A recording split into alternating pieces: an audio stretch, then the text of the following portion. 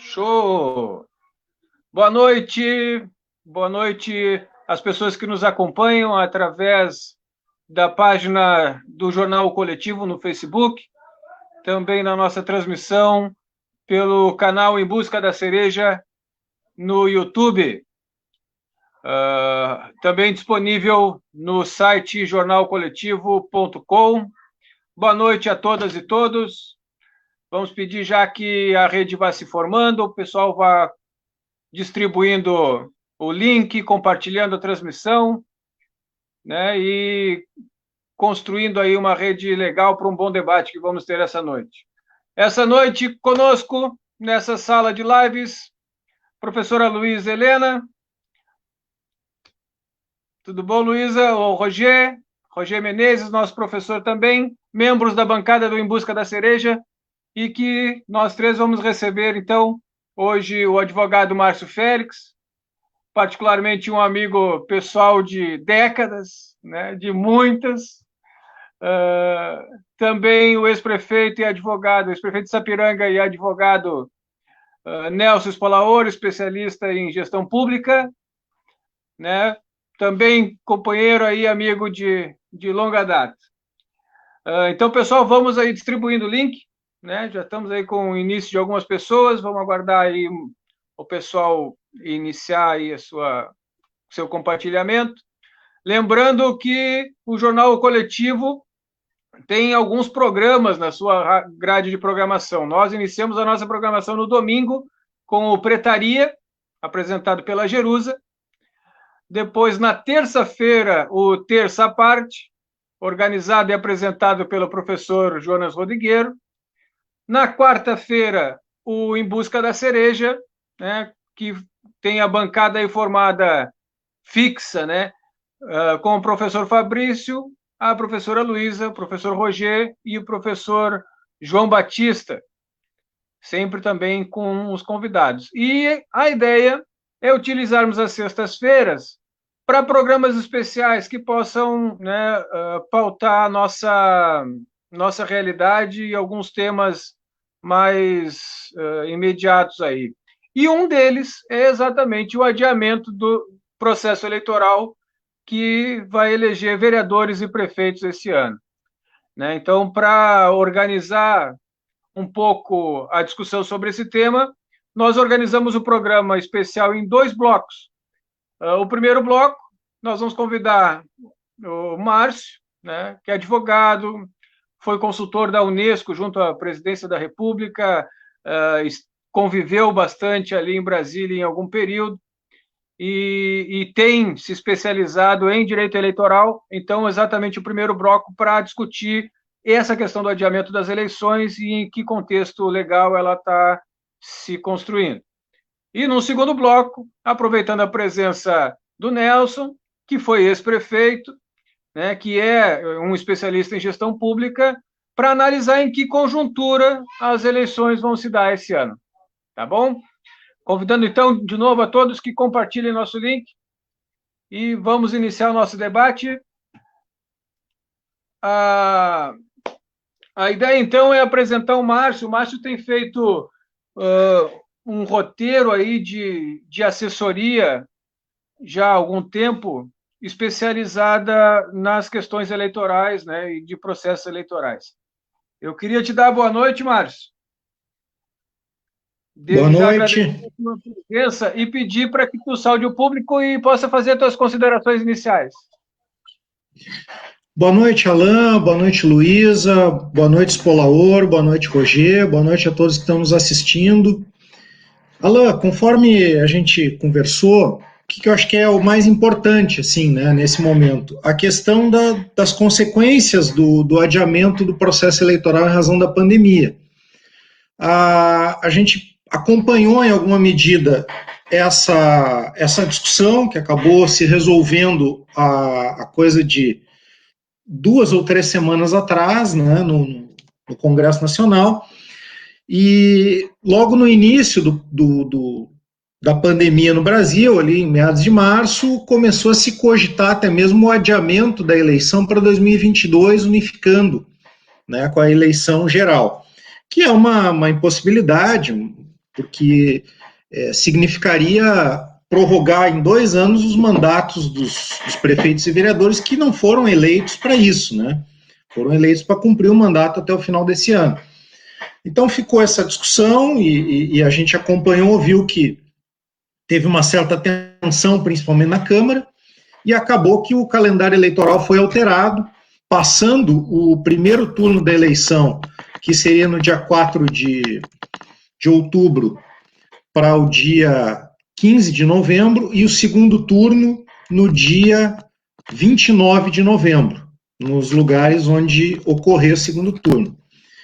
E com isso também se prorrogou o calendário que acompanhava a data da eleição em 4 de outubro, ou seja, as convenções ficaram mais para frente, o início da campanha eleitoral ficou mais para frente, e também, obviamente, os prazos posteriores de prestações de contas, né?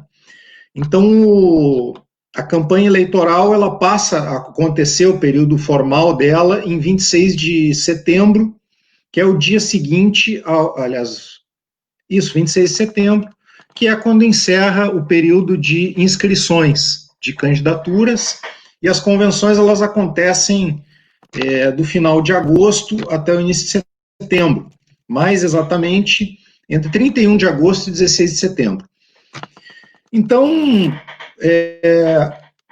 basicamente é isso, né? Se pergunta muito, bom, outras coisas foram mudadas, por exemplo, como vai se dar a campanha de rua? A legislação não foi mudada, né, em relação à questão da pandemia. Agora, evidentemente, acho que isso é uma coisa que a gente pode aqui conversar um pouco sobre como é que essa campanha eleitoral vai acontecer num período como esse, porque nós aqui no Rio Grande do Sul, por exemplo, ainda estamos no momento de ascenso da curva de contaminação e mortes. Então, quando essa campanha começar no final de setembro e ocorrer durante o mês de outubro, a gente ainda provavelmente vai estar enfrentando um quadro de muita dificuldade, todo mundo que pode guardar isolamento vai ainda estar guardando. Então, quer dizer, certamente vai ser uma campanha desafiadora nesse sentido para quem milita, né, politicamente, para quem vai concorrer, assim como para nós que atuamos, né, na assessoria jurídica de eleições, a gente tem pensado e tem se desafiado a pensar nessas questões, né, em como principalmente a propaganda de rua vai, em boa medida, migrar para a internet, né. Então, eu acho que esses são os pontos assim principais que a gente pode, a partir desse adiamento, conversar, né. Nesse primeiro momento, assim, seria isso, Alain. Obrigado, Márcio. De pronto, eu quero passar para ti, Roger. Te dá boa noite. Então, saudação aí a todas e todos que estão nos escutando, nos vendo, né, aqui no nosso espaço comunitário aqui do coletivo, né.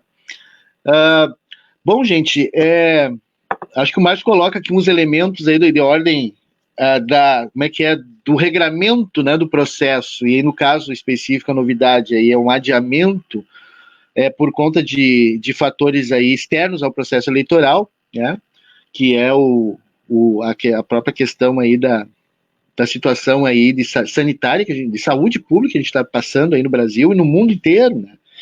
E a gente vem discutindo em alguns programas já, né, em especial aqui no Brasil, de uma forma muito agressiva, contundente, né, o vírus andando, campeando, como dizem, né, campeando afora aí, né, e contaminando, e aí, muito bom, né, nós estamos ainda na ascendência da curva.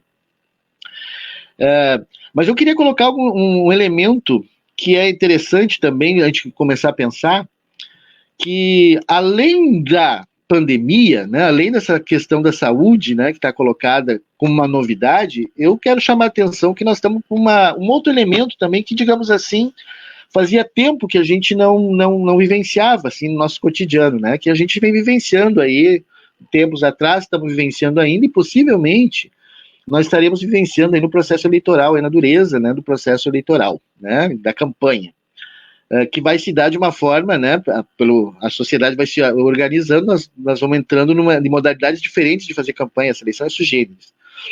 Mas o que eu estou querendo chamar a atenção aqui é essa questão do surgimento, né, de setores da sociedade, ou fortalecimento, ou reaparecimento de setores da sociedade, né, que não admitem o espaço democrático, né. Queria deixar um elemento também que vai caracterizar essa eleição é esses setores que não propõem o diálogo, né, que não propõem a mediação, né, o acordo, né, que a gente chama de política, né, a humanidade se resolve os conflitos, né, numa dimensão chamada política, né, se a democracia burguesa nos garante isso, que se não fosse, quem sabe, existe uma hipótese que se não fosse a política, nós estaria tudo se agredindo, né, que eu não sei se é bem assim, mas é uma tese, é uma hipótese, né, um setor que não está a fim de discutir, né, aliás, um setor que não tem argumento para discutir, né, que é expressado hoje, né, o ressurgimento aí de um pensamento extremamente violento, atrasado, né, agressivo, e que está expressado hoje, mas não só nisso, né, não é só nessa expressão, mas ele está aí espraiado aí na sociedade, que aqui no Brasil a gente está chamando aí do momento bolsonarista, né, da vida política brasileira, né, eu quero deixar claro isso, não dá para a gente não dizer isso. E eu não estou dizendo isso, qualquer democrata, né, qualquer pessoa que se propõe, né, a fazer o debate aí, né, dentro do espaço da política, dentro do ordenamento jurídico, né, viável, civilizado, deveria estar preocupado, né, que é o nível ou o baixo nível do debate que vai rolar aqui, né, que está acontecendo aqui, capitaneado pelo presidente da República. Então eu queria colocar esse elemento também no debate, e como é que a gente vai estar, como é que a gente vai lidar com isso? Quer dizer, no primeiro momento, pandemia, né, a especificidade desse momento, nessa dimensão sanitária, e também uma especificidade também na dimensão do debate, quer dizer, a agressividade, a violência, né, porque acontece esporadicamente fatos violentos por aí, né, na política, no cenário no curto prazo, né, para trás, mas me parece que chama atenção para o perigo aí, né, da gente estar de estar ultrapassando aí o diálogo, né, de ir para as vias de fato, ir para a agressão, né.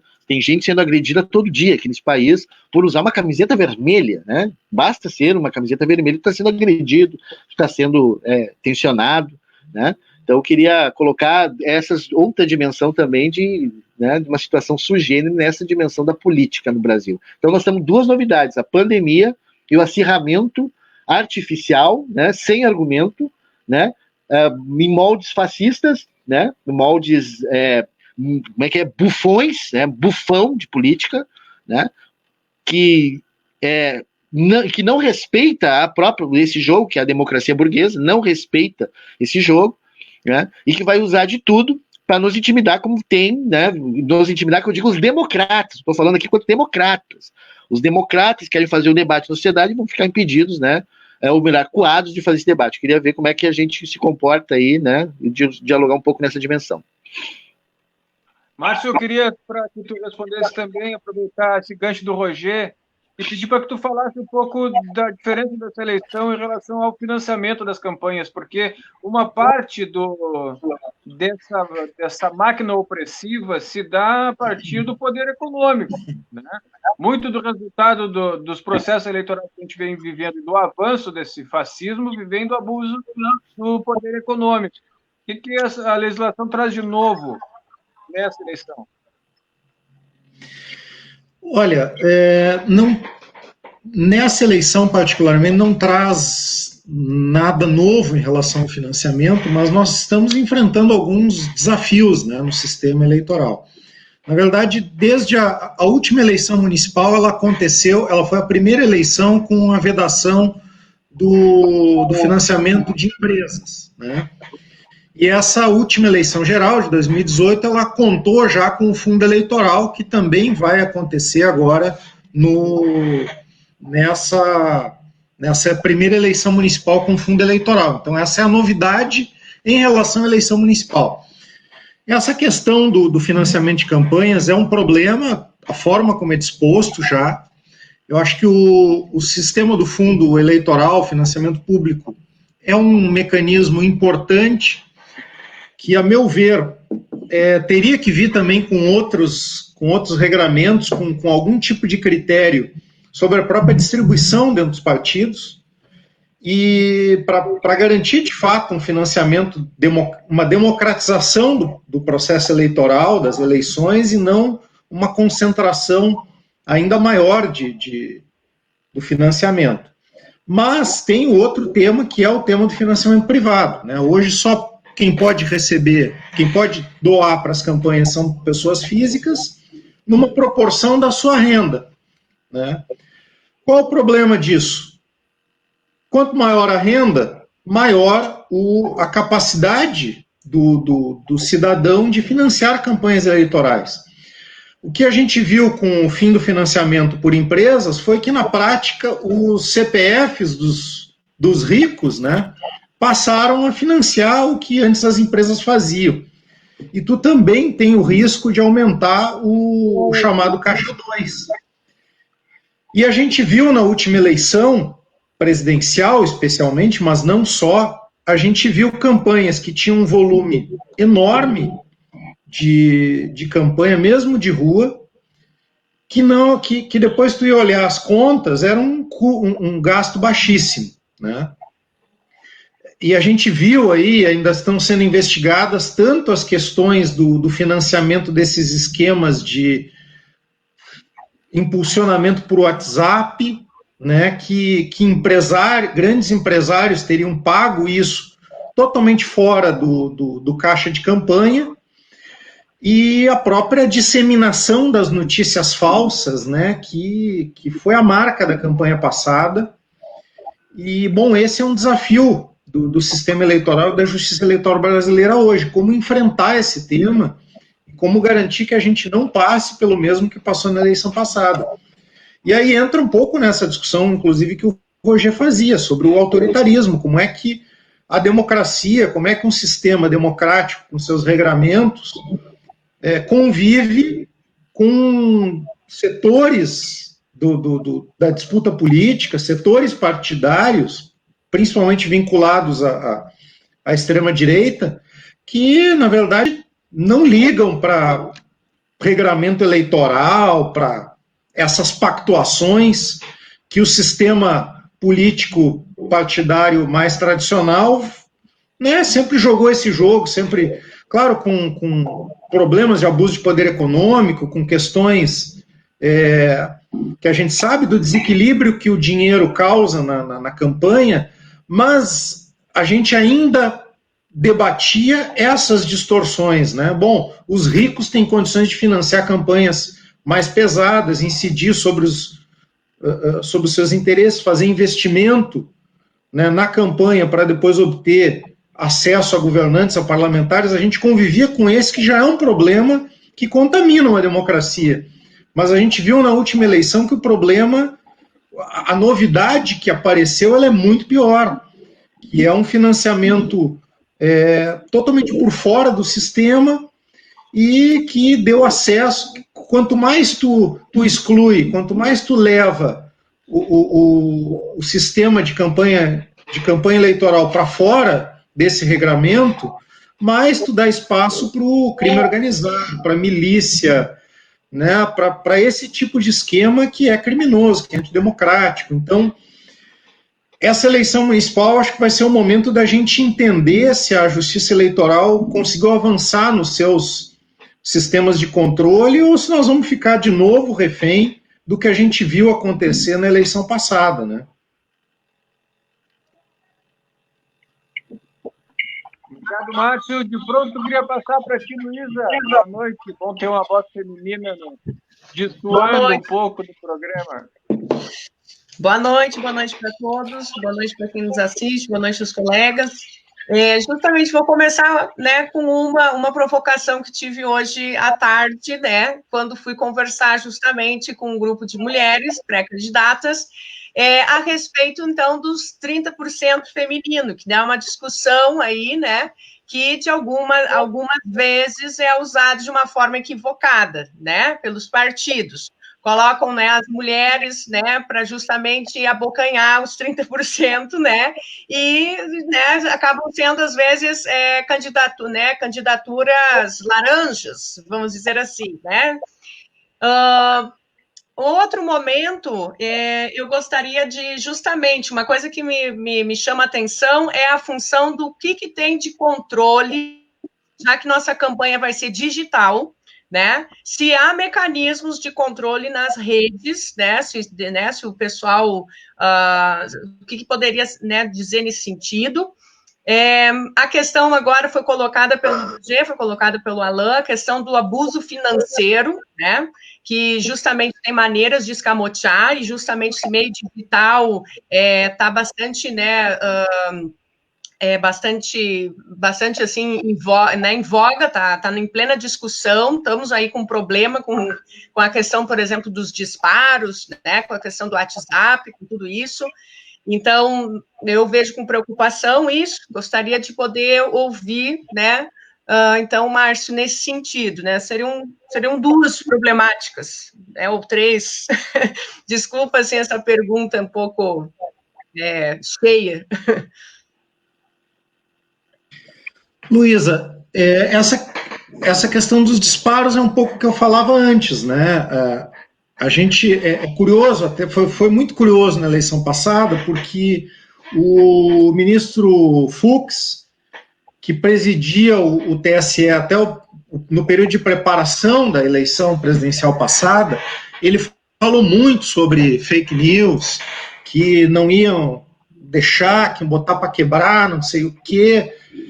E o que a gente viu depois no processo eleitoral foi a justiça eleitoral absolutamente perdida, né, a respeito do fenômeno que estava acontecendo, como, aliás, os partidos políticos tradicionais, de modo geral, também só foram entender o fenômeno do que estava acontecendo no subterrâneo das redes sociais há dias da eleição, né, na verdade. Então, acho que esse é um tema. Entender como é que a justiça eleitoral vai reagir a isso e como que os partidos tradicionais aí, de esquerda, centro-direita, enfim, vão se comportar em relação a esse tema. Essa é uma questão, porque o que a gente viu na atuação como advogado na área eleitoral na eleição passada, a gente fez um trabalho de enxugar gelo, né? Tu atende determinadas candidaturas que são muito visadas, muito atacadas por esses esquemas de impulsionamento, de notícia falsa, tu vai entrar com 10 petições por dia apontando links, e aí aquele link sai do ar no dia seguinte com uma ordem judicial, mas aquela notícia já está de novo por outros meios, quer dizer, tu corre atrás, mas o efeito prático do trabalho da justiça eleitoral que tu está tentando acessar é muito pequeno, né? Então, acho que essa é uma questão. A segunda questão que tu mencionaste, que eu acho que é importante, que é a questão das candidaturas laranjas, a questão da participação das mulheres na política. Nesse ponto, me parece que a Justiça Eleitoral tem dado algumas respostas, né? Primeiro, a gente tem investigações, né, que inclusive envolvem um ministro do governo Bolsonaro, que é o ministro do Turismo, e o PSL em si, né, é um partido que, ao que tudo indica, se utilizou muito desse mecanismo das candidaturas laranjas, e tu tem inclusive decisões da Justiça Eleitoral caçando chapas de proporcionais inteiras por conta das candidaturas laranjas, em dois aspectos, principalmente essa questão das chamadas candidaturas laranjas. O primeiro aspecto é o aspecto do financiamento propriamente, né? Porque desde a eleição passada, e vai se repetir nessa, o dinheiro do fundo eleitoral, ele precisa ser gasto, assim como 30% das candidaturas proporcionais, elas precisam ser, no mínimo, de mulheres, tu também precisa gastar no mínimo 30% cada partido precisa gastar pelo menos 30% com as candidaturas femininas. Só que qual foi a maneira como alguns partidos, né, especialmente as investigações envolvem o PSL, como é que foi feito na eleição passada? Repassava dinheiro para algumas candidaturas de deputadas, mas na prática essas candidaturas financiavam com o seu dinheiro de campanha as candidaturas tradicionais dos homens, dirigentes partidários, né? Essa acusação pesa tanto contra o Marcelo Álvaro Antônio, que é de Minas, esse ministro do Turismo, quanto o próprio presidente do PSL teria se utilizado dessa estratégia para, através de candidaturas de mulheres que fizeram meia dúzia de votos, mas gastaram 100, 200, 300 mil, quer dizer, evidente que esse negócio não fecha, né? E a outra questão das candidaturas laranjas é tu ter chapas que preenche formalmente os 30% de mulheres, mas na prática essas candidaturas não fazem campanha, não fazem voto. Então já tem precedentes da Justiça Eleitoral caçando integralmente as chapas, portanto excluindo aquele partido da representação parlamentar por conta de, na verdade, não ter cumprido com os 30% de candidaturas femininas, porque elas foram registradas, mas elas não foram, de fato, candidatas, né? Então, esse aspecto, me parece que o sistema da Justiça Eleitoral conseguiu detectar e reagir um pouco melhor, né? E aí entra um outro ponto que até eu mandei, está na Folha de ontem, eu até mandei o link para o Alain, a gente conversou sobre isso fora do ar de manhã, que é a discussão agora que o movimento negro está levantando também oportunamente sobre como é que o sistema eleitoral vai também incentivar um aumento da representatividade dos negros e negras, né, no sistema eleitoral brasileiro, que acho que é um ponto que também merece ser debatido. Então seria isso, eu acho. Eu não sei se eu deixei de responder um dos teus temas, Luísa. Márcio, para passar a bola para o Nelson, pedir para que tu comentasse quais são essas práticas condenáveis. E para nós são repugnáveis, mas também são condenáveis. Por exemplo, o uso da máquina pública. Deixa eu tirar o retorno. O uso da máquina pública, né, por exemplo, esses secretários e tal, inaugurando obras, né, asfalto novo em período eleitoral, essa coisa assim. Aquela tradicional e antiga fala da entrega dos ranchos nas vilas, né, para dar um exemplo. Né? Quais são essas práticas condenáveis e como é que tu acredita que a população possa se envolver no processo eleitoral exatamente condenando essas práticas? E com isso eu já queria passar para ti, Spolaor, te dar a oportunidade também de participar conosco aí.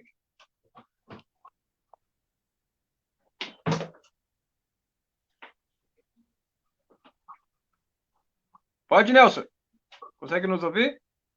Sim, Alan. Queria te cumprimentar aqui os professores, professora Luísa, professor Roger, cumprimentar o doutor Márcio, cumprimentar a todos aqueles que nos assistem neste momento e dizer da satisfação de poder estar aqui tratando desses temas tão importantes neste período atípico que estamos vivendo e convivendo justamente numa sociedade. Então, eu queria saudá-los a todos, cumprimentar o doutor Márcio aqui pela sua explanação, pela sua exposição, e Alan e prezadas pessoas que nos acompanham, eu justamente queria aprofundar um pouco mais este tema do ponto de vista das redes sociais, né? Você pega o quadro das eleições nos Estados Unidos, justamente marcadas por um processo atípico, né? E que na maior potência do mundo, uma das maiores, teve resultados com interferência do ponto de vista, né, das fake news e do rastreamento, na verdade, de utilização das redes sociais. Aqui no Brasil, as últimas eleições presidenciais foram consumadas praticamente, hoje está em processo de investigação bem avançado, e se os poderes democráticos, inclusive, agisse com toda a veemência que deveria ser agido, na minha avaliação, no processo da democracia, nós teríamos outro resultado. Esperamos que ainda possamos ter, mas a nítida caracterização de que as redes sociais foram utilizadas com fake news, com aparelhamento do poder econômico não declarado em campanhas, e que teve resultados eleitorais, na realidade, que praticamente decidiu o processo eleitoral. Se não bastasse tudo isso, ainda temos um processo intitulado, chamado Gabinete do Ódio, que dissemina da Presidência da República e continua disseminando um conjunto de fake news contra as instituições democráticas colocadas no país. Eu tenho a minha observação no que diz respeito ao Congresso, tenho a minha observação no que diz respeito ao Supremo, mas aos membros que lá o compõem. Quanto instituições, como democrata que sou, precisamos justamente fortalecê-lo, precisamos justamente poder defendê-los. E eu acho que é extremamente importante que nestas eleições o processo das redes sociais terá um peso decisivo na minha avaliação. Claro, o poder econômico, né, sempre tem aquele seu peso muito significativo, muito forte, mas num processo de pandemia com que a capacidade de mobilização das pessoas, a capacidade de presença dos candidatos, a capacidade do ponto de vista da sua articulação presencial tem o seu limite, né? O poder econômico vai ter mais força e as redes sociais vão ter mais força.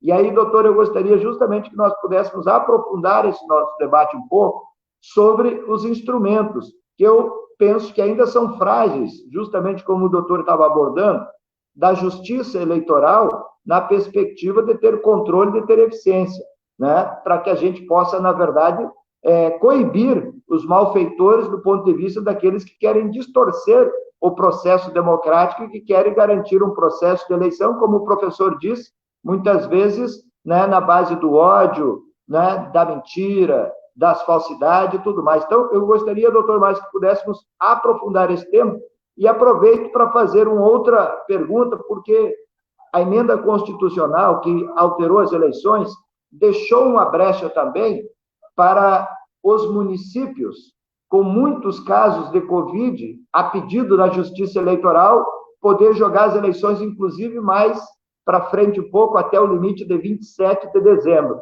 É claro que isso está muito subjetivo, na minha avaliação. Eu queria que o doutor Márcio pudesse trazer aqui um pouco desta compreensão. Quer dizer, qual é a situação mesmo que são possíveis ser adiados? Porque no texto brando ele fala de múltiplos casos, mas qual é essa situação? E a pedido da Justiça Eleitoral. Então, eu queria que o doutor pudesse expor e se pronunciar justamente para aprofundar essas duas questões.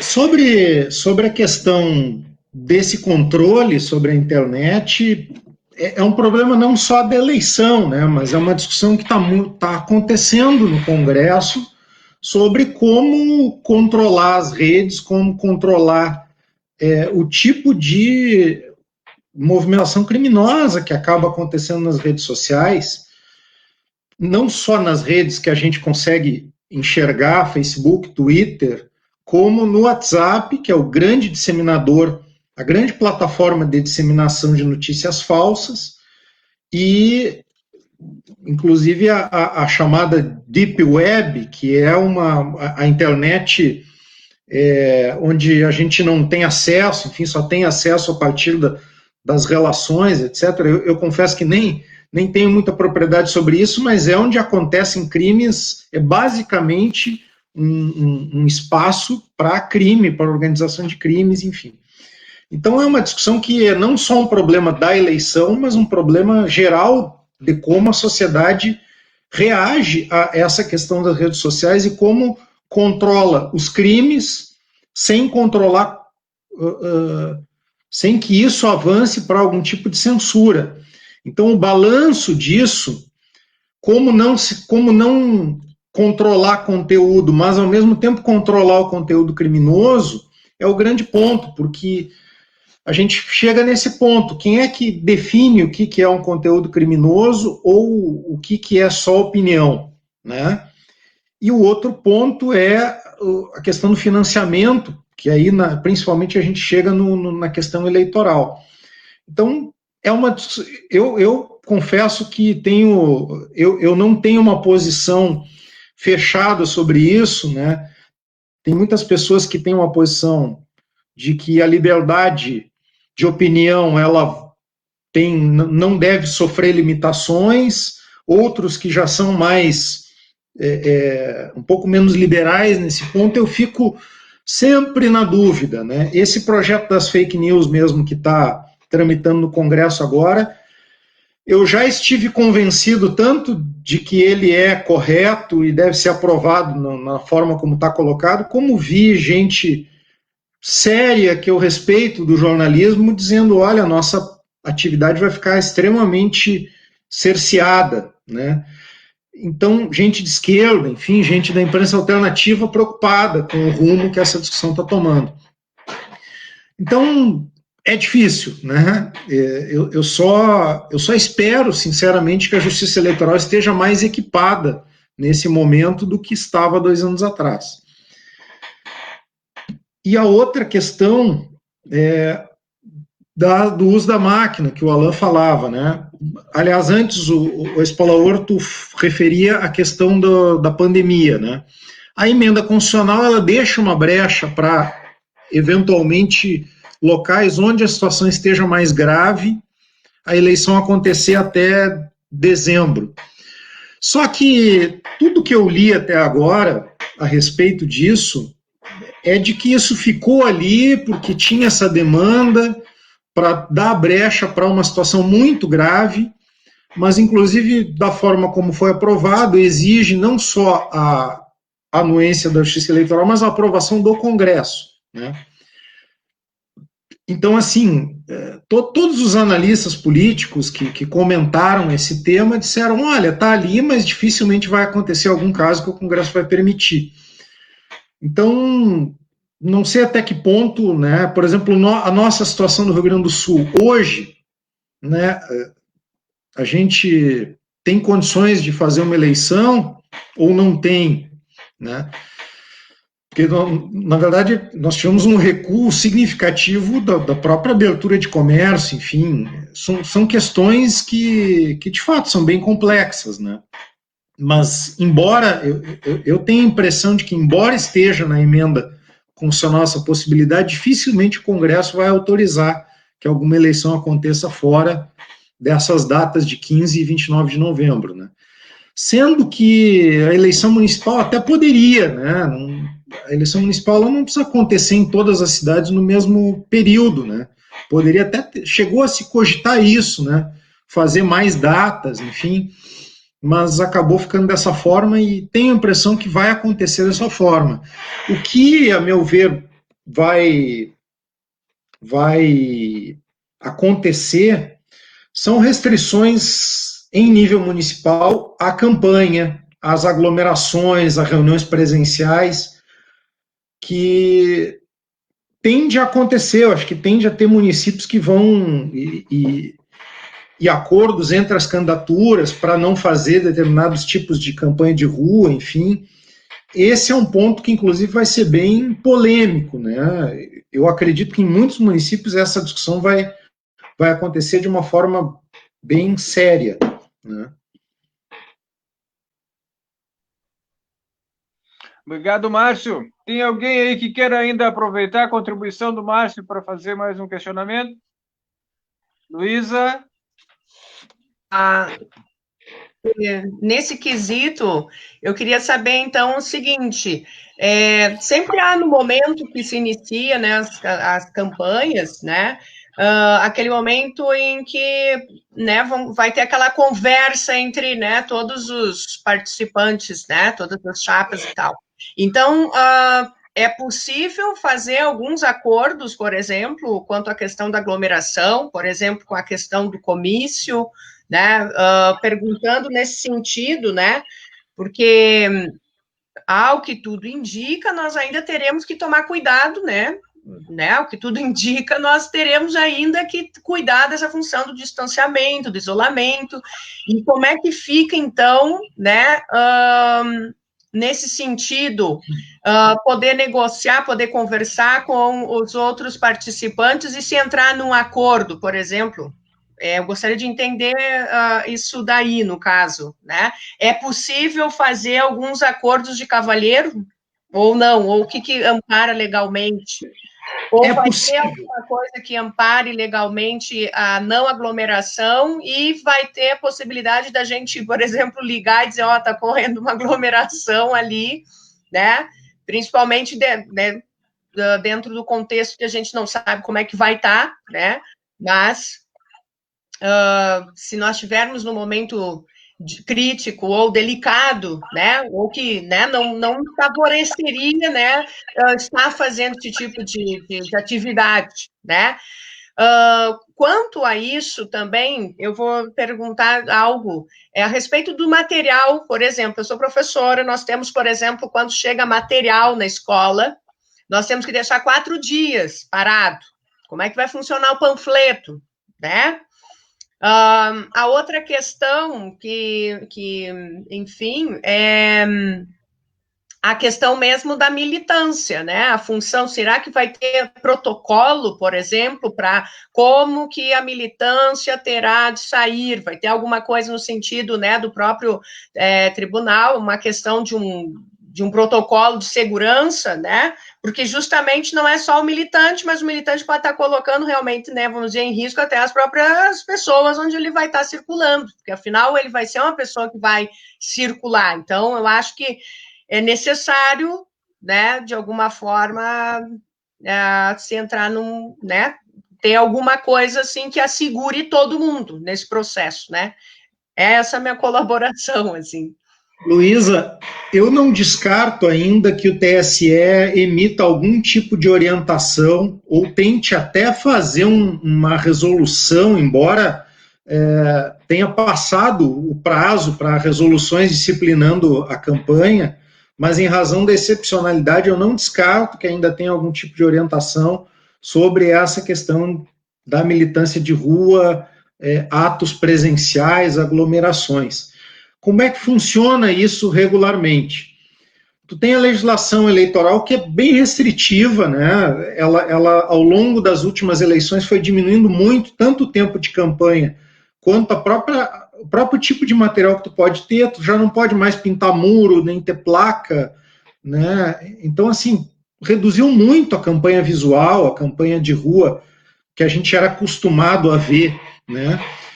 Mas esses acordos municipais, eles acontecem, né? A gente tem muitos municípios onde a campanha é bem mais restrita do que a legislação eleitoral prevê, embora, do ponto de vista legal, o que a legislação eleitoral autoriza, uma lei municipal não pode proibir, né? Então, bom, pode botar bandeira na rua, pode fincar a bandeira e retirar às 10 da noite, das 6 às 10 da noite, tu pode botar aquelas bandeiras estaqueadas, né? Mas tem uma legislação eleitoral que proíbe, não interessa. Tem que prevalecer a legislação eleitoral nesse ponto, né? Isso as pessoas até às vezes se confundem com isso. A legislação eleitoral ela prevalece sobre questões de trânsito, sobre questões de disciplina visual da cidade, etc. e tal. Mas, na prática, se tu faz um acordo perante o juiz eleitoral, promotor, com as candidaturas, e todo mundo topa e se enquadra naquilo ali, evidentemente que aquele acordo vai acontecer durante a campanha, né? Agora, se alguém disser, não, eu não vou entrar nesse acordo e fazer conforme a legislação prevê, e ele for multado pelo juiz, isso já aconteceu, ele reverte essa multa no TRE ou no TSE. Agora, a questão é essa, nós estamos num momento absolutamente excepcional. Então, nós vamos ver em cada cidade esse tipo de acordo restritivo da campanha, que, inclusive, assim, tu falava sobre essa questão dos panfletos e tal, e essa semana eu conversava com um amigo que dizia, que perguntava assim, bom, quem é que vai querer receber um panfleto na rua, né? Se já a gente, ao longo dos anos, participou de campanhas, enfim, sabe que nem sempre o panfleto era bem recebido pelas pessoas, imagina, nesse momento, quem é que vai querer pegar um panfleto de alguém, né? Então, essas são coisas, são desafios, inclusive, para quem está pensando campanha, para quem vai concorrer, né? Mas, resumidamente, é possível as coligações e as candidaturas se reunirem e definirem que não vão fazer determinados tipos de reuniões ou tipos de disseminação de campanha eleitoral, né? Isso é possível.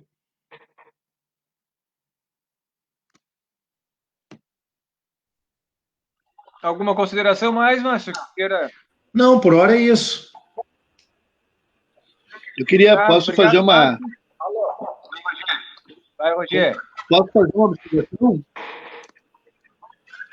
Dentro dessa perspectiva, Márcio, digamos assim, no processo eleitoral, geralmente acontecem ocorrências, né? E aí tem todo um dispositivo que vai desde a Justiça Eleitoral, que aciona aí outros, tipo polícia, enfim, né? O equipamento necessário para dar conta dessa ocorrência, né?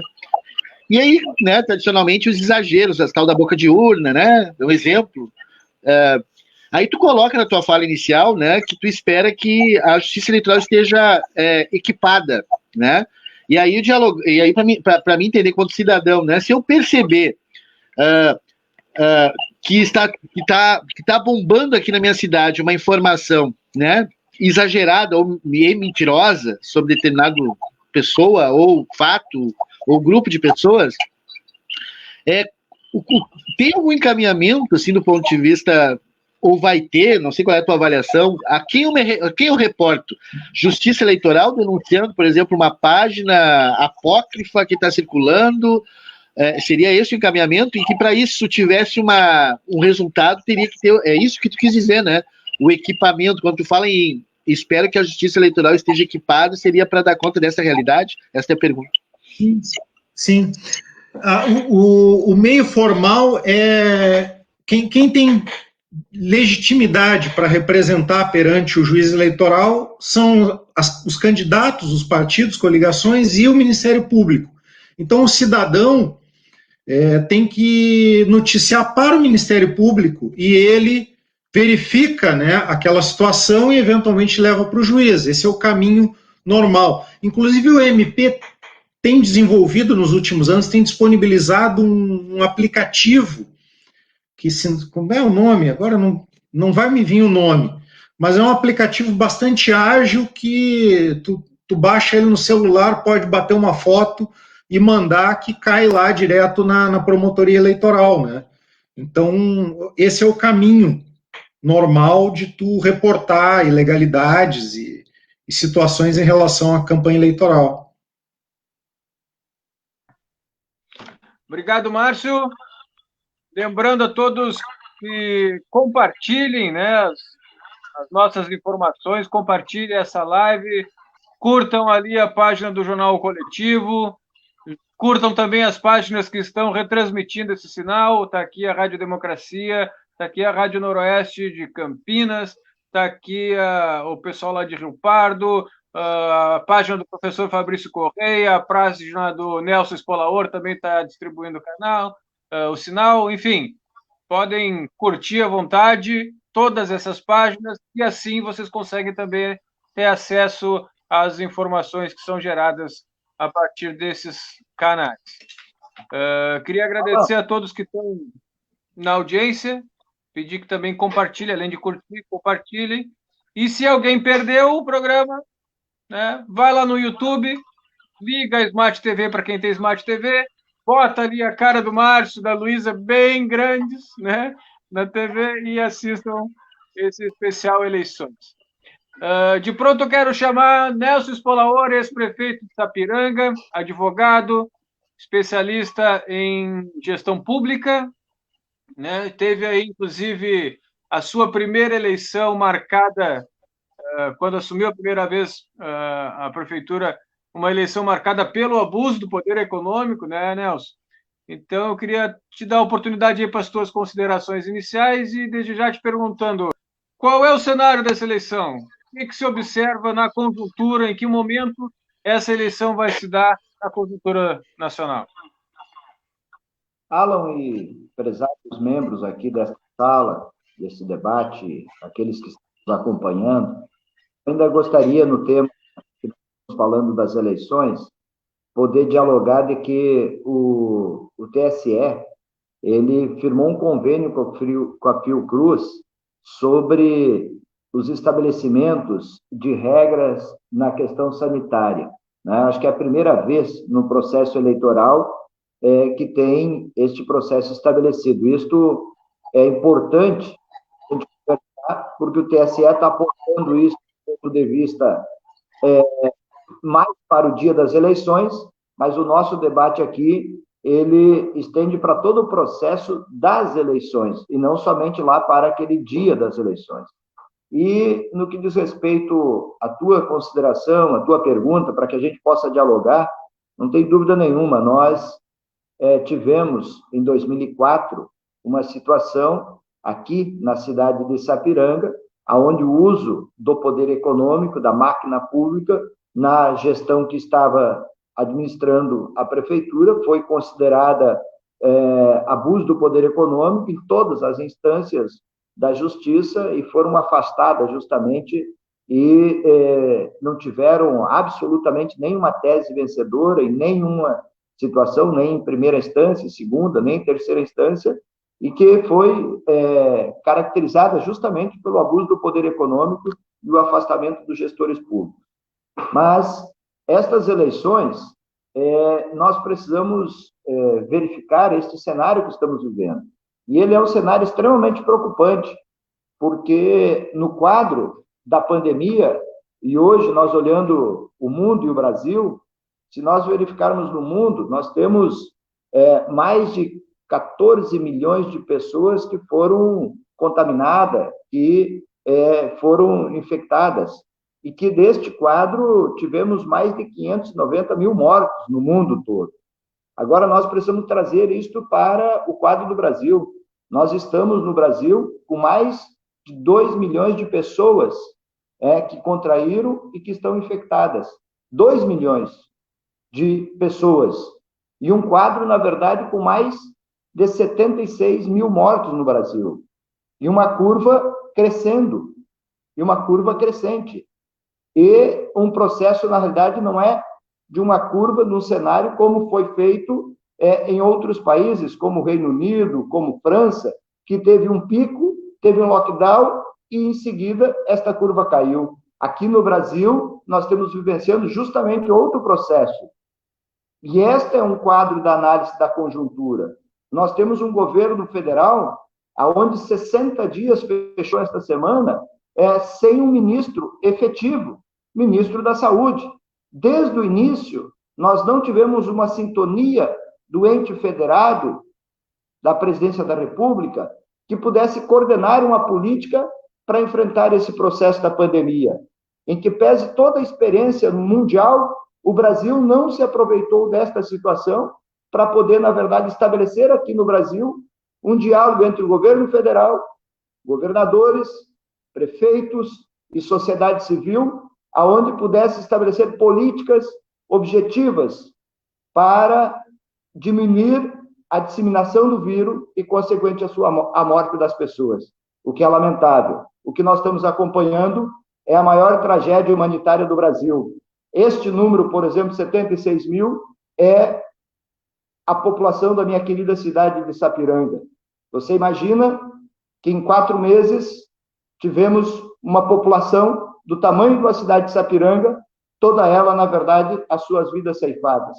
E este é a trágica situação que vivenciamos no Brasil.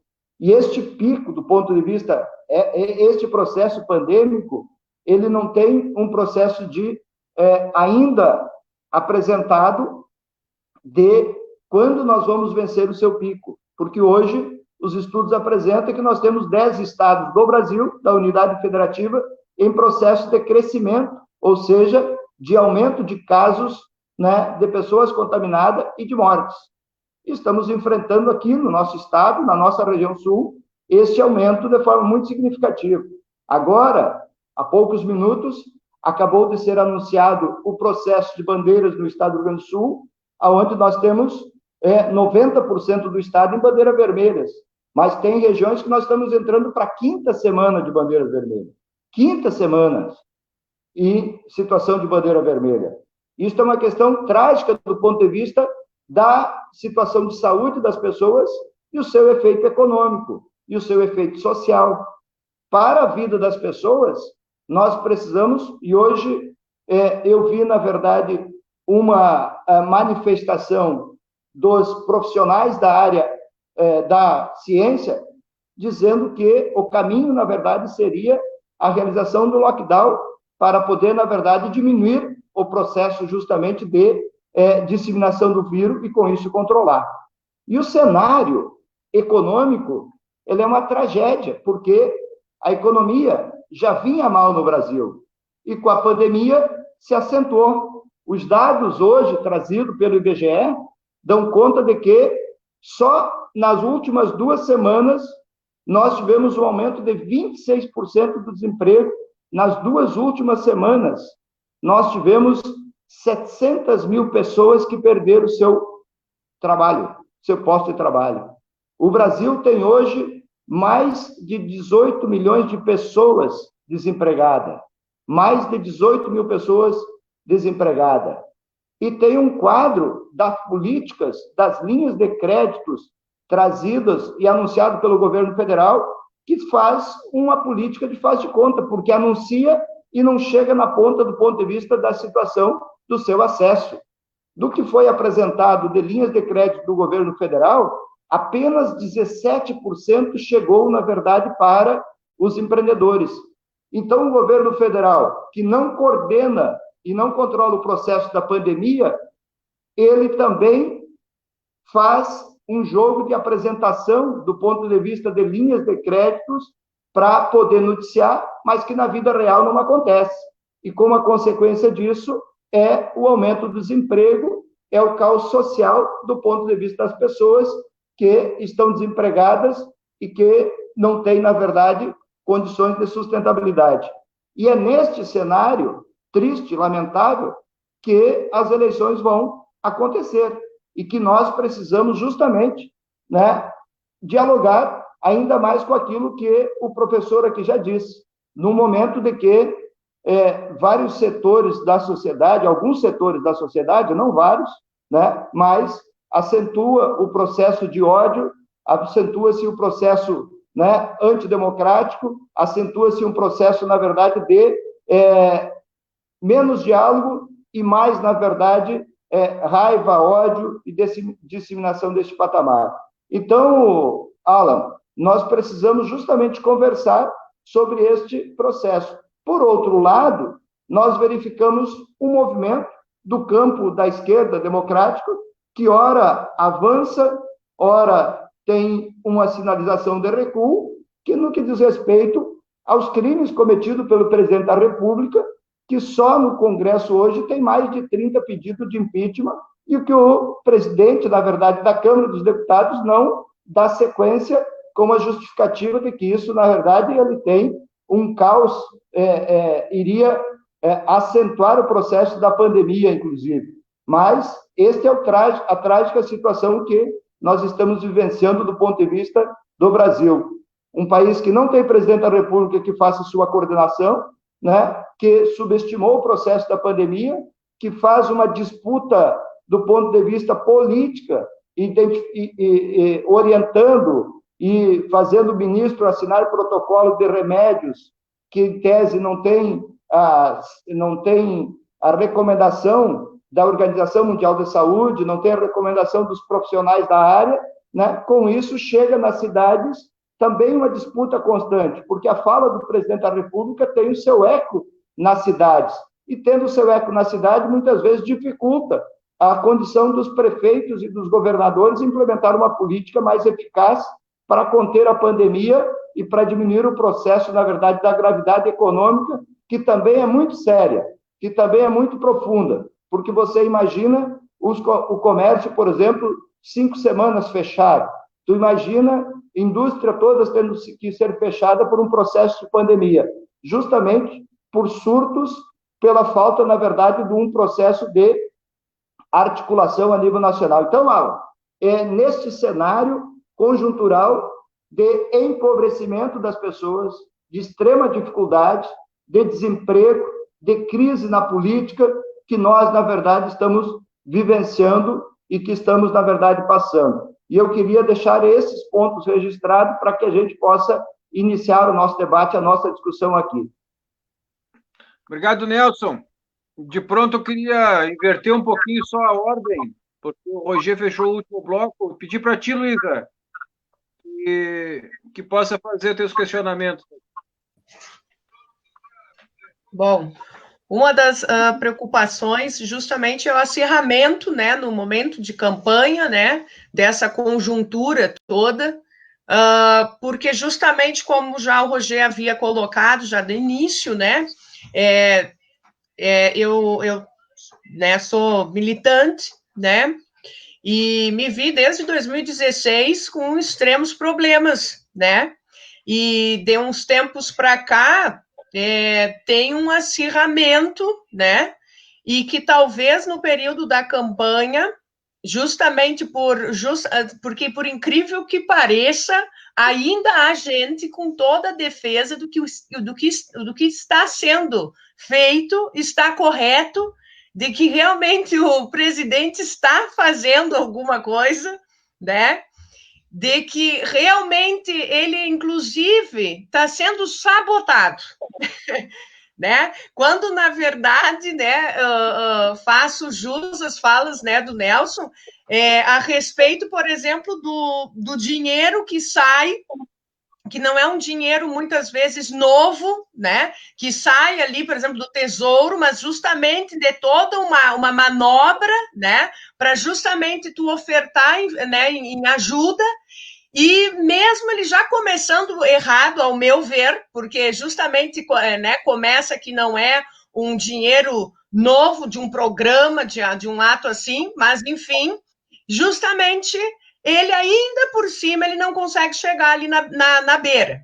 E justamente prejudica ainda mais os pequenos, né, os pequenos empresários, médios empresários, pequenos empresários, e justamente nesse momento tu acaba vendo, por exemplo, em Santa Maria, que eu vi agora nessas última semana e tal, os próprios pequenos empreendedores, médios e tal, colocando placas de apoio ao presidente, como se eles estivessem sendo ajudados, eu não sei, sabe? Porque realmente também tenho conhecimento dos 17%, né? É uma parcela muito pequena do dinheiro de crédito, e justamente nesse momento tu acaba vendo a defesa com gasto de, né, outdoors, justamente continuando o apoio ao presidente. E justamente a gente acaba vendo Caxias, que está entrando aí numa bandeira, aí talvez vá chegar a bandeira preta, me perdoem aí a desinformação, mas isso eu soube durante a semana, porque justamente tem muitas pessoas que estão comprando aí quilos e quilos de carne para deixar dentro de casa, porque a coisa está preta, e foi um dos lugares que justamente nunca se deixou de trabalhar e de incentivar o trabalho, pois justamente, né, não poderia parar a economia do país, né? E aí, justamente, nós vamos chegar a um ponto, né, de estar, vamos dizer, uma calamidade, né? Então, assim, dentro dessa perspectiva, assim, dessa análise de conjuntura, por exemplo, imagina as eleições. Será que nós vamos estar, porque nós não estamos com a certeza de que talvez setembro nós tenhamos um equilíbrio, né? Porque justamente a gente não está fazendo o que é necessário para, né, parar com a contaminação. Então, aí eu me vejo assim, a gente vai estar num período bem complicado, talvez, né? Isso eu vou colocar. Mas eu vou chamar uma atenção para uma coisa. Será que realmente não é o caos que se quer? Justamente é esse caos, esse colapso total, essa saída enlouquecida, talvez, das pessoas, que nós vamos estar aí sem emprego, sem comida, sem água, sem luz, sem nenhuma possibilidade. Daqui a pouco nós vamos entrar num caos social, e talvez isso seja o que o governo esteja guardando para justamente dar de pau na cabeça da democracia no Brasil. Eu só estou colocando, só estou trazendo elemento, né, pessoal? Assim que eu fico... Joguei elementos. Nelson, aproveitando aí esse gancho da Luísa,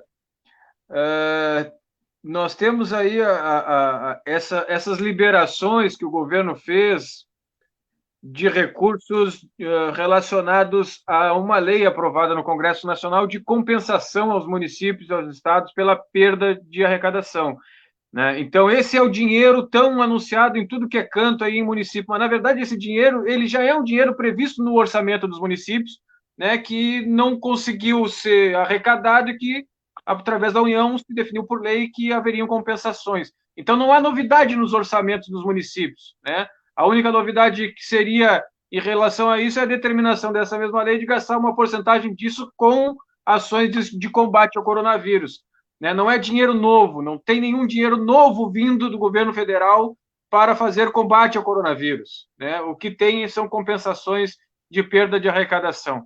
Eu queria que tu levasse também em consideração na tua análise, Nelson, essa não ação, né, por meio do governo federal, que a Luísa levanta aí a hipótese de ser intencional, né, porque não tem trilhões para os bancos que deveriam chegar nos pequenos comerciantes e não chegou, ficou nos bancos, né, está causando lá rentismo, né, não chegou para combate à crise econômica gerada pelo Covid, né, e ao mesmo tempo não veio dinheiro novo para os municípios, para além daquilo que já estava previsto, para o pagamento de pessoal, para o pagamento da máquina, né? Como é que tu vê essa situação em que nós estamos chegando aí nos picos de internação? Nós temos quase 100% dos leitos de UTI, principalmente na região metropolitana, já ocupados, não tem dinheiro novo para resolver isso, né? Não vai ter hospital de campanha, não vai ter mais leito, não tem, o que tem está aí, não tem dinheiro novo, não tem dinheiro novo nos municípios. Como é que é essa situação? Como é que nós vamos entrar num processo eleitoral nesse contexto?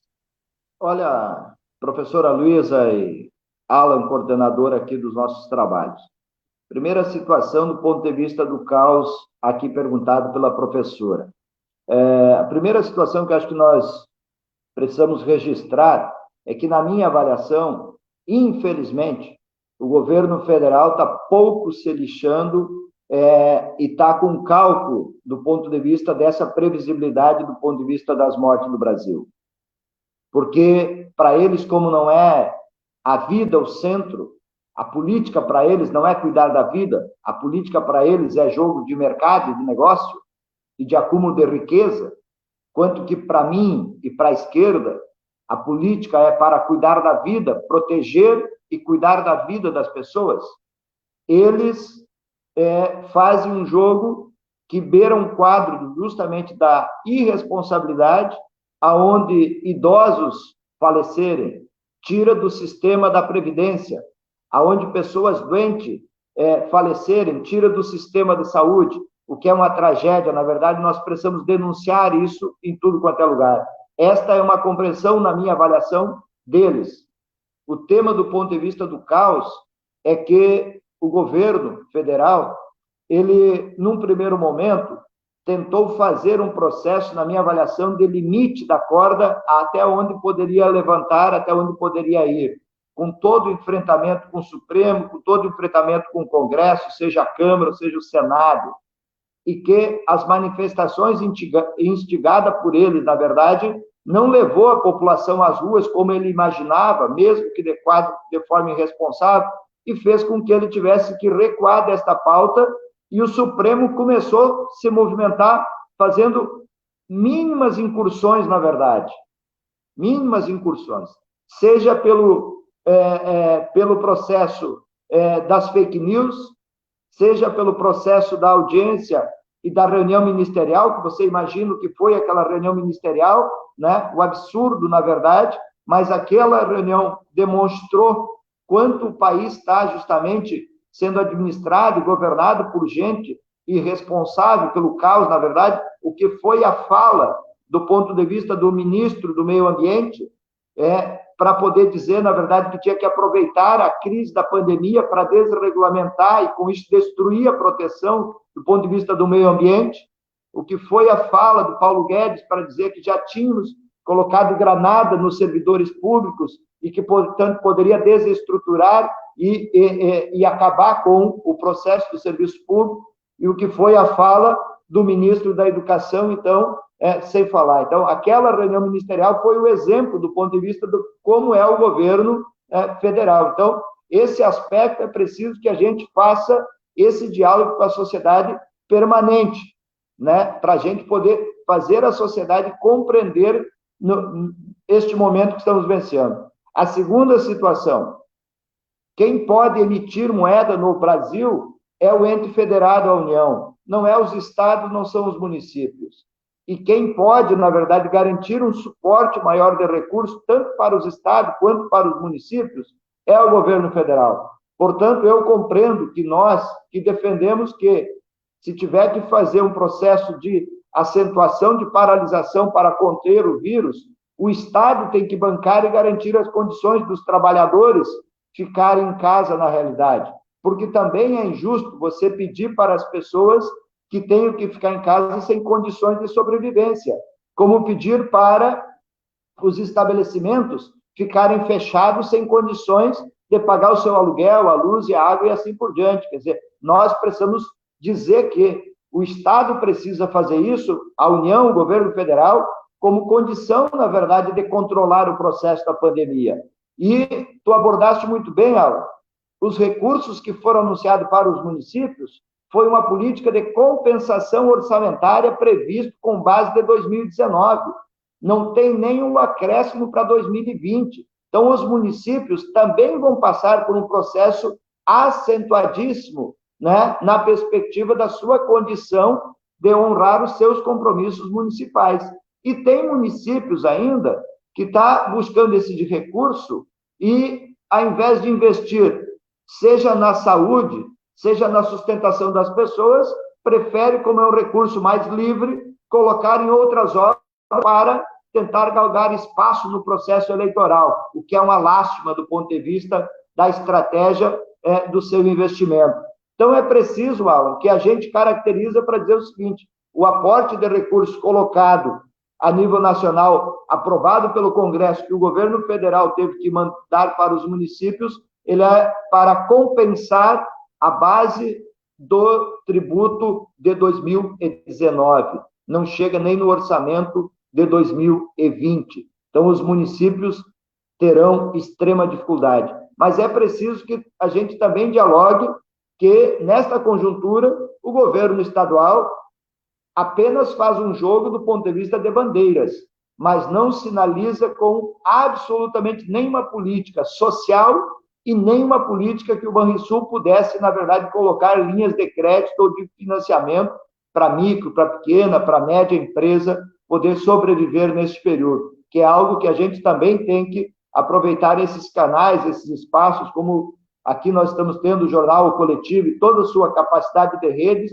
para a gente trazer ao conhecimento da população para questionar o governo do Estado, porque o governo do Estado apenas montou um sistema para poder, na verdade, fazer jogo de bandeiras e dizer o que os prefeitos têm que fazer ou deixar de fazer, mas ele, na verdade, não aporta recurso nem para a sustentabilidade de solidariedade e sobrevivência das pessoas, e nem o Banrisul também aporta alguma linha de crédito, de financiamento, para que a micro e a pequena empresa pudesse ter acesso. Esse é o quadro trágico que nós estamos vivenciando. É isso, Alan.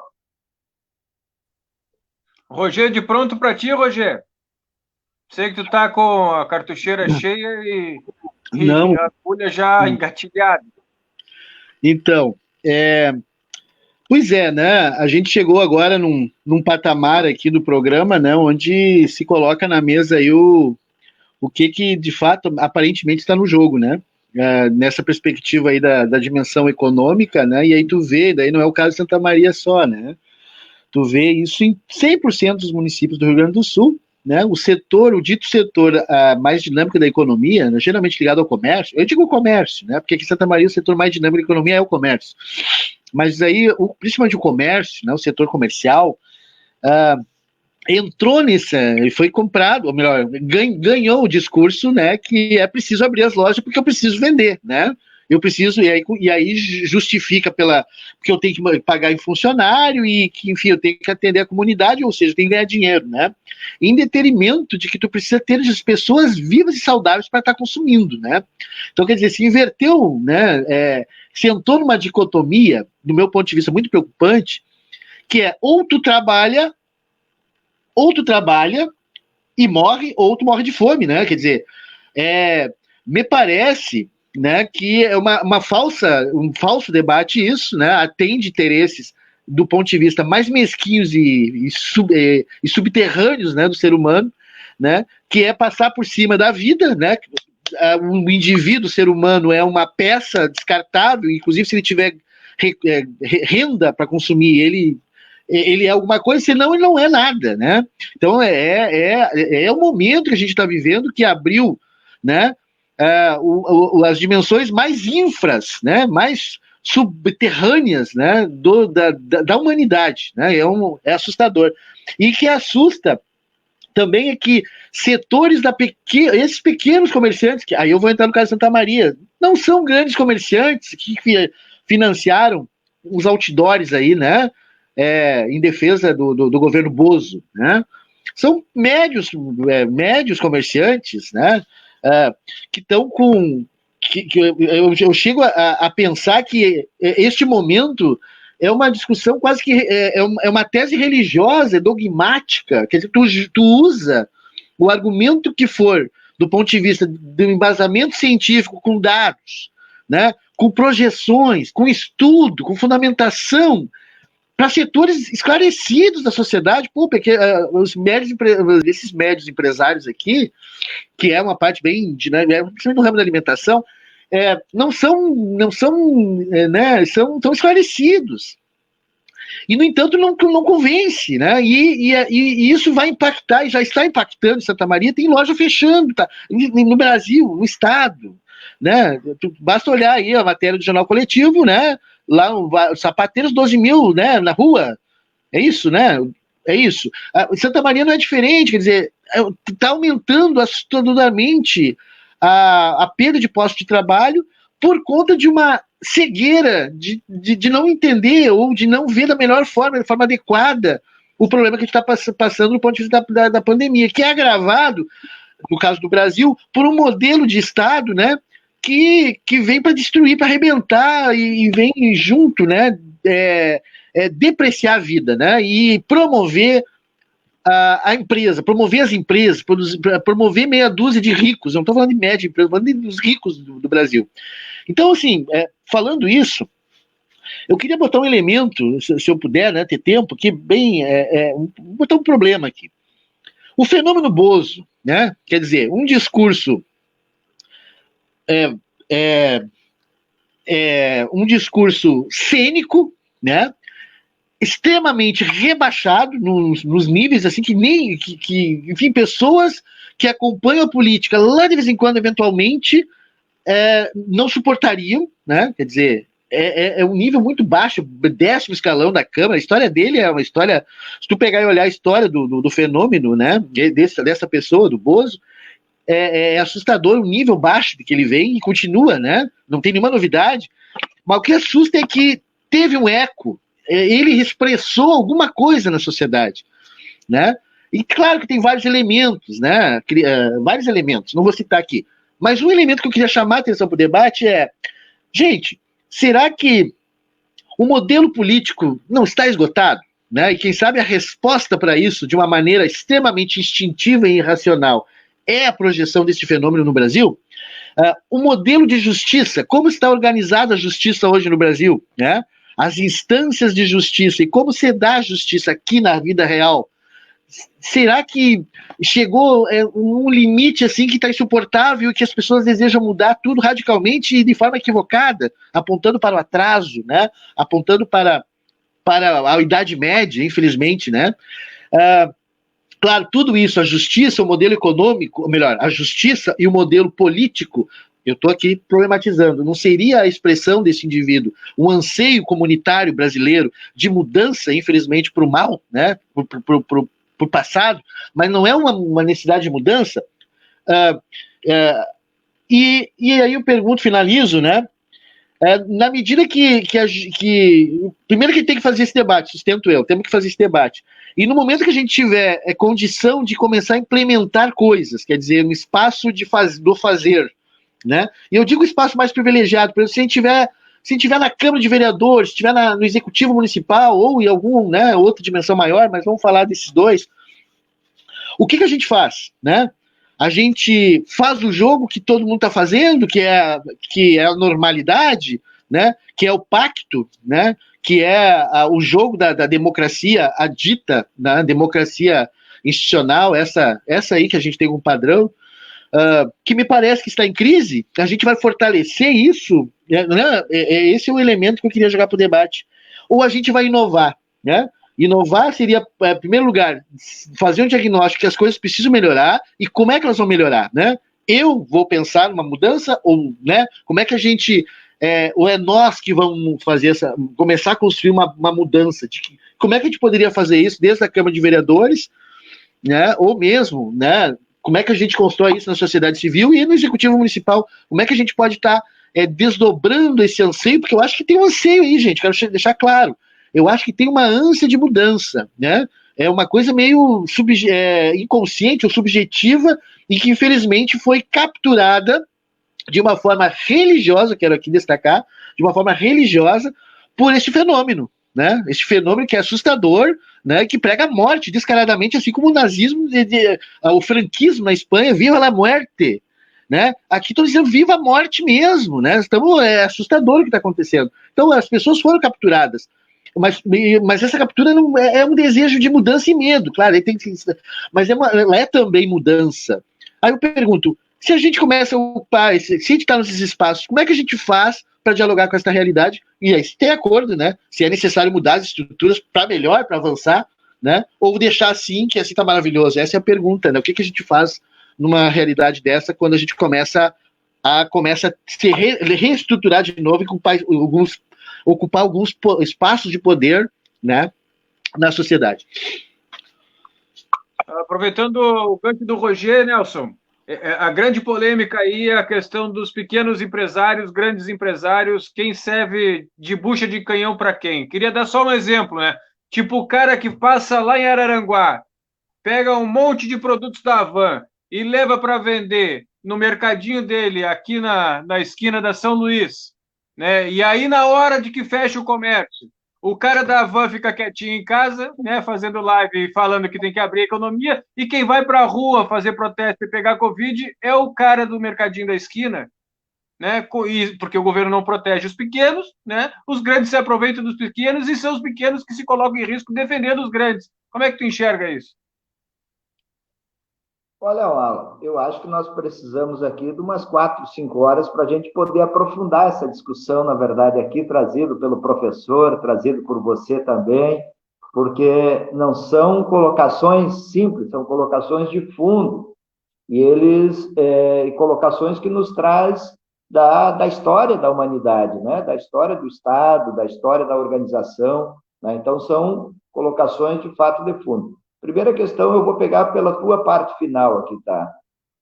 Nós precisamos, de fato, compreender e entender também de que não está fácil para ninguém, né? A gente está vivendo um processo de pandemia e muitas vidas sendo ceifadas e muita gente, todos nós empobrecendo. Mas nós já vimos empobrecendo e com a pandemia acentuou o processo. O custo de vida aumentando, né? O custo de vida aumentando. Isso já vem lá pós-golpe, na verdade, né? Vamos combinar aqui, a partir de 2015 para 2016, todos os processos econômicos levaram nós a ter uma condição de consumo menor e um grau de dificuldade muito maior. A gasolina estava 2,30, 2,40, passou a 5, baixou para 13,50, agora já está em 4 de novo, né? A alimentação subiu muito, todos os outros processos, o gás de cozinha era 35, hoje está 70, 80 reais. Todos os processos nossos, na verdade, vieram pós-golpe, com um processo de empobrecimento da classe trabalhadora, principalmente. Com a pandemia, acentuou-se um processo de desemprego, de pobreza, de miséria. E é claro que, infelizmente, os grandes procuram, na verdade, colocar nas costas dos pequenos para fazer as suas mobilizações, para tensionar uma condição de que eles não estão colocados. Porque é claro que colocar os trabalhadores a irem trabalhar neste momento, pegar o transporte coletivo, um ônibus fechado, um trenzurbe fechado, né? A sua capacidade de contaminação, de contrair o vírus, de correr risco de vida é enorme. É enorme. Em contrapartida, o grande, na verdade, fica protegido, né, em detrimento do sacrifício do pequeno, algo que justamente nós não aceitamos, não admitimos e queremos, na verdade, propor mudanças em relação a isso. Mas é claro que também, Alan, e aqui eu vi as pessoas falando de Santa Maria, né? Eu sou aí da Mata, por exemplo, sou da cidade vizinha. Muitas vezes, nós precisamos compreender um cenário de que o comércio, por exemplo, ele está sendo também um tanto quanto do vilão da história da pandemia, né? Porque as indústrias estão trabalhando, e aí os protocolos para as indústrias, eles são mais flexíveis, e o comércio está sendo fechado, na verdade, como se fosse o único elemento de maior circulação das pessoas, né? E com isso, o governo ou os governos também ganham um fôlego maior, porque se a indústria e o comércio se unisse, faria com que teríamos condições de nós pensarmos num lockdown do ponto de vista de controlar o processo de disseminação. Mas é algo que justamente o grande, né, pressiona, na verdade, tenta se colocar e deixa o pequeno justamente descortinado nessa situação. Este é o cenário que nós estamos vivenciando, né? E aí é isso que eu estou dizendo. Você imagina o pequeno comércio, o pequeno estabelecimento, há 120 dias numa situação de abre e fecha, fecha e abre, né? Mantém uma semana aberta, 2 semanas fechado. De fato, é extremamente dificultoso e nós precisamos compreender este momento, esse cenário. A outra questão é aquilo que o professor traz aqui. Não resta dúvida nenhuma de que nós precisamos refletir melhor o que aconteceu no Brasil, mas também o que aconteceu no mundo. O que aconteceu no Brasil também o que aconteceu no mundo. Quer dizer, eleger um presidente Trump da República dos Estados Unidos precisa ser identificado como essas coisas de fato aconteceram. Eleger um Bolsonaro aqui na presidência da República, a gente precisa ter muitas horas de estudo, na verdade. Hoje, colocam a Globo, na verdade, como a esquerdista, né? Colocam a Globo como pactuantes nós. A Globo nunca foi nossa, a Globo é deles, e eles que têm que assumir, na verdade, isso, né? O ex-juiz Moro nunca foi nosso, é deles, né? Mas aí também nós temos que pegar um cenário de dizer o seguinte, ó, para o fascismo é preciso, na realidade, ter um processo de inimigo meio que invisível, e qualquer situação, a gente coloca todos neste cenário. Isso também é um requisito do ponto de vista para o fascismo sobreviver, e que as pessoas não pensam sobre isso e colocam no imaginário das pessoas um inimigo invisível. E hoje todo mundo é esquerdista, todo mundo é comunista, qualquer um que se coloca contrário a qualquer processo de pensamento contrário ao que vem acontecendo a nível nacional, procura justamente rotular e jogar num outro cenário que não tem nada a ver e que não admite nenhum processo de discussão de um estado de bem-estar social e qualquer coisa semelhante, né? Agora, é claro que a gente precisa discutir que a gente tem um processo que não fizemos reforma estruturante no Brasil. Isso é uma questão que nós temos que olhar. De fato, o sistema eleitoral ele está muito longe de um processo de representatividade participativa da sociedade. Hoje, muitos vereadores, prefeitos, deputados se elegem e esquecem de manter um diálogo constante e uma construção constante. E eu vejo que não é nem um diálogo, é preciso a gente pensar formas de que a população possa ser efetivamente um agente cidadão protagonista da construção da política e dos projetos.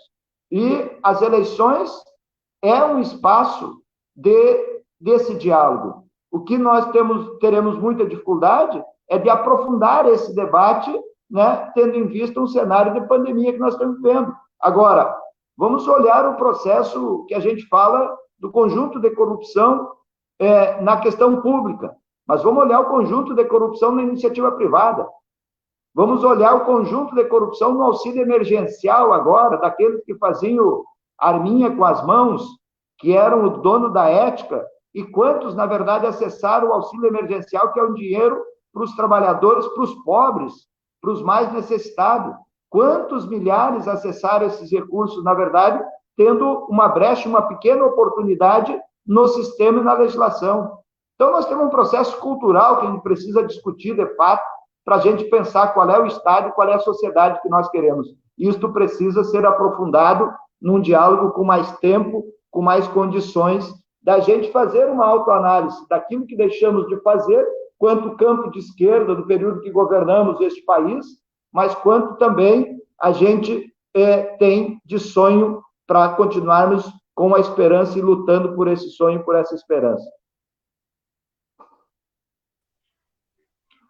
Doutor Márcio, seus questionamentos. Depois também eu vou passar para a Luísa fazer a leitura aí de algumas perguntas que chegaram da participação do público. Mas agora deixo contigo, Márcio. Spolaor, eu queria... Tu mencionaste aí no final um tema que eu acho que era exatamente o que eu queria te perguntar e provocar um pouco. Como tu viste essa questão das operações policiais sobre a corrupção no combate à pandemia? Ou seja, de como, mais uma vez, o combate à corrupção, que é uma necessidade de qualquer democracia, evidentemente, mas como a causa do combate à corrupção, acima da própria existência do Estado, né, e inclusive como um elemento de ataque ao próprio Estado, às políticas sociais, e como que tu viste esse movimento do bolsonarismo, e que agora a Lava Jato também reage, porque eles estão numa disputa entre eles, né, mas de como volta o tema da corrupção, e aí para inverter o debate político, e aí não é a inação do Estado brasileiro em relação à pandemia, a prioridade, mas apontar que gestores locais teriam ainda se utilizado da pandemia para desviar dinheiro público, né?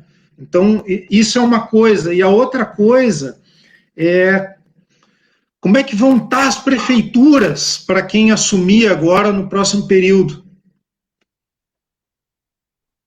Olha, para aproveitar o bloco, Luísa também já lança as perguntas.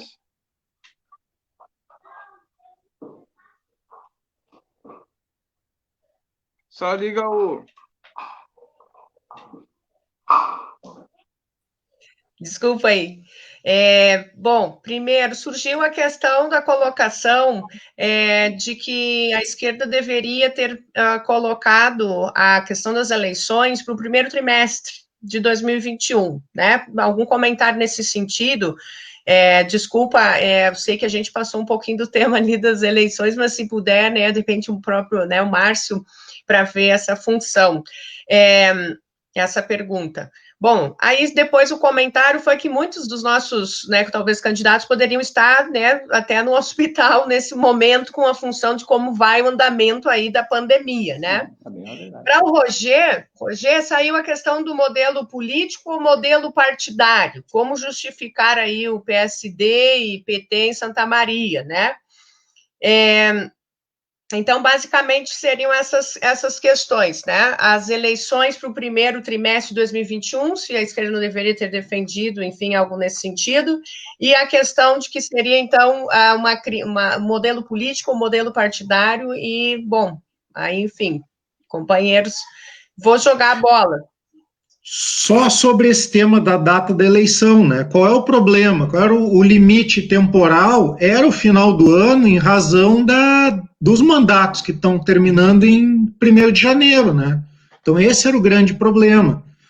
E aí, só como comparação, outros países têm feito eleições, né? A gente viu que fim de semana teve eleição na Polônia, a França fez eleição, os Estados Unidos vai manter o calendário. Então, até eu acho que fosse tu mesmo, né, Luísa, que mencionou, aliás, não, foi o Spolaor, que o TSE tem buscado aconselhamento técnico, né, e parcerias para tentar minimizar a questão da pandemia e de como realizar a eleição em meio a esse quadro, né. Então, principalmente desde que o ministro Barroso assumiu, ele tem procurado dialogar e se aconselhar sobre essa questão. Mas o limite era fazer eleição esse ano, né?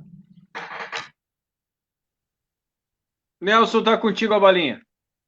Olha, Alan, e prezados aqui desta sala e aqueles que nos acompanham.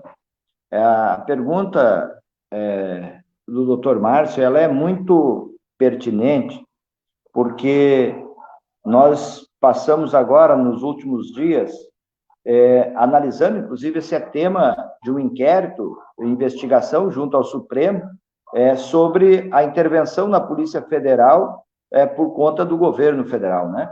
Mas é preciso que a gente também diga, o próprio procurador do Ministério Público Federal, o presidente da República, não respeitou a indicação da lista tríplice para a sua nomeação, né? Então, vamos trabalhar um processo de que uma ideia já vinha do governo, um sinalizador de que todas as instituições teriam um viés do ponto de vista de uma intervenção do presidente da República, né? Isso é algo que a gente também precisa diagnosticar, quer dizer assim, o presidente da República acha que as Forças Armadas não são para defender a soberania de um país, é para defender o presidente da República, né? Algo que não é. O Ministério Público Federal, que tem uma incumbência do ponto de vista da fiscalização, né, e da sua atuação para garantir o processo do ordenamento jurídico e todas as questões da sociedade, os direitos coletivos, né, e todo esse viés, o governo federal não respeita a indicação, né, da própria classe, da própria categoria, e não indica, na verdade, da lista tríplice, e faz uma quebra de um procedimento mais democrático histórico, que é um outro sinalizador, né, do ponto de vista de não respeito à democracia e de não respeito ao combate à corrupção e assim por diante. Quando chega na temática da Polícia Federal, nós acompanhamos essa espetacularização que vem desde abril, daquele processo da reunião, né, da saída do ministro Moro, e toda essa situação do presidente da República tentando proteger os seus filhos, a sua família, intervindo na Polícia Federal. Se não bastasse isso, né, tem outros indicadores que eu não quero aqui fazer juízo de valores, porque não conheço as situações, né, mais de fundo, mas você verifica que o governador do Rio de Janeiro, e eu não estou dizendo que ele está certo, não estou dizendo que ele é santo, né, porque não tenho conhecimento sobre a situação, mas levantou a voz perante o presidente da República, depois da saída do ministro, e imediatamente a Polícia Federal já fez, na verdade, a sua incursão e a sua articulação na Assembleia Legislativa do Rio de Janeiro, que tudo leva a crer que vai levar ao impeachment, na verdade, do governador do Rio de Janeiro. E, sem falar disso, a deputada, que é uma das deputadas bolsonaristas, aqui no Rio Grande do Sul, deu entrevista em emissora de rádio, dizendo já um pré-anúncio de que teria, na verdade, ações da Polícia Federal para cima dos governadores e sinalizando. Então, isso também são elementos de que a Polícia Federal, que é uma instituição que foi criada para ter um grau de autonomia e para poder exercer a sua política de realmente combater a corrupção, o governo federal procura, né, incidir sobre ela para proteger os seus e para usar a polícia como um instrumento do seu governo, e não como um instrumento, na verdade, da sociedade. Isso é preciso que a gente, na verdade, aqui traga à tona. A Lava Jato, que surgiu como uma operação para atacar um partido e um governo, né, com interesses internacionais, na própria destinação do recurso dos acordos feitos com a imprensa, que é fazer como se fosse um exercício de um partido político ou de um pré-candidato a presidente da República, e não, na verdade, como algo do Estado brasileiro. Então, nós temos muitas coisas no Brasil absolutamente colocadas em contradições entre si, né, que são frutos também deste período que nós estamos vivenciando, ou seja, a Lava Jato, na disputa entre eles, como tu mesmo disseste, doutor Márcio, quer dizer, alguém da Procuradoria do Ministério Público vai buscar dados na Lava Jato de forma sigilosa. A Lava Jato tem um recurso que é para devolver para o Estado, que é devolver apontando que deva ser investido na pandemia como um efeito político daquele que foi o grande mentor, entre aspas, da Lava Jato no Brasil, né? E o processo de corrupção, né, é aquilo que eu estou dizendo. Infelizmente, nós vivenciamos no Estado, né, nas organizações públicas, nos entes públicos, e que nós evidenciamos eles no processo da iniciativa privada, de forma muito significativa, pelos processos de sonegações, e principalmente das grandes empresas, mas nós estamos vivenciando também, e o auxílio emergencial ele deixou muito nítido em relação a isso. Portanto, nós precisamos, na minha avaliação, além de termos um processo de Estado diferenciado, construir um processo de cultura diferenciada nesse país, né? Que a gente possa ter valores, ter princípios, ter condutas, e com isso, de fato, nós sonharmos e lutarmos pela construção de algo novo, de uma sociedade nova e diferenciada. Porque sem a ação da condição ética de cada cidadão para com a sociedade, para no exercício das suas funções, nós teremos distorções sempre. E isso é preciso que a gente traga, na verdade, para o debate, para a discussão. Quer dizer, é uma lástima a gente vivenciar, né, elementos de corrupção do processo da pandemia. E a gente verifica, né, sempre com o olho, né, tentando identificar a sua profundidade, o que tem de fundo de razão mesmo e o que tem de aspecto do ponto de vista midiático ou qualquer situações com o objetivo de tentar atender uma política do ente federado, do governo federal, como combater um adversário político seu, que é norte também dos governos fascistas, ou que, de fato, tem uma atuação séria da Polícia Federal, que é para combater a corrupção, né? E tem alguns maus gestores em relação a isso, tentando tirar proveito de um processo de pandemia, né? O que é lamentável, profundamente lamentável. Então, Alan, eu queria te devolver a palavra. Eu queria aproveitar a tua deixa e convidar os nossos ouvintes a entrarem lá no site do Jornal Coletivo. Vão poder acompanhar a coluna do Dr. Márcio Félix, que trata exatamente do tema que o Spalaor estava levantando agora, né? Esse uso da Lava Jato como, né, benfeitora de recursos para o combate ao Covid-19. Também na coluna do Márcio para o rádio, hoje, né? Também tratando das declarações do ministro Gilmar Mendes.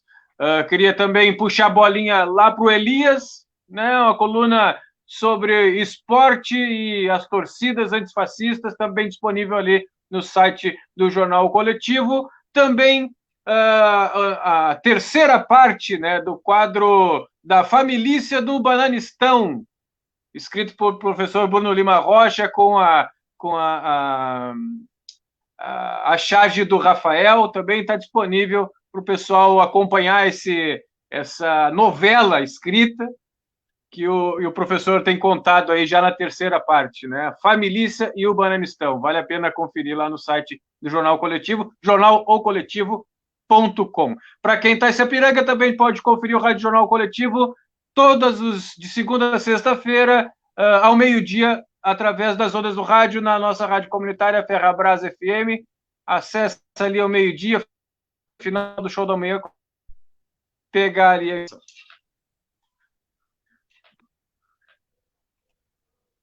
Eu tinha preparado aqui uma retaguarda em caso da bateria cair.